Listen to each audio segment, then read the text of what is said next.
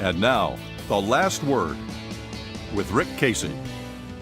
Some years ago, I endorsed a young lawyer running for a Bexar County bench based on just one factor. Getting her a regular paycheck was likely the only way taxpayers would recover the money we had lent her for law school. The voters didn't buy my argument.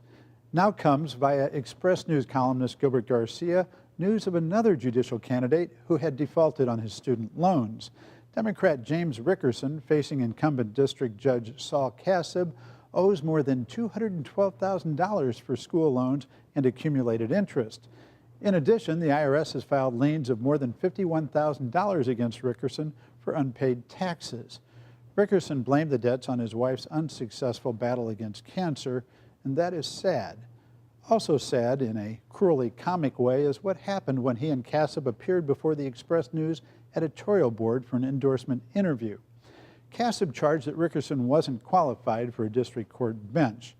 As Gloria Padilla reported, in August, Rickerson responded by saying he would quit the race if Kasib could prove he wasn't qualified.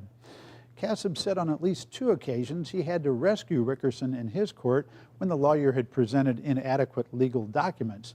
What's more, Kasib said Rickerson had been dismissed from the Attorney General's Child Support Division. Then Kasib produced a 3-page letter on the AG's letterhead showing Rickerson had been terminated because his superiors had, quote, lost confidence in Mr. Rickerson's ability to effectively manage his office because of his repeated poor judgment and legal deficiencies.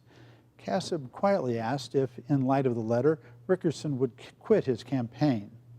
Never, said Rickerson, who seemed blindsided by the document.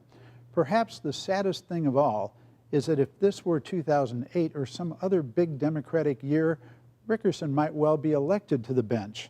The fact is that for the past few elections, cities such as San Antonio have lost good judges, both Democrat and Republican, because they happen to have the wrong letters after their name for that particular year.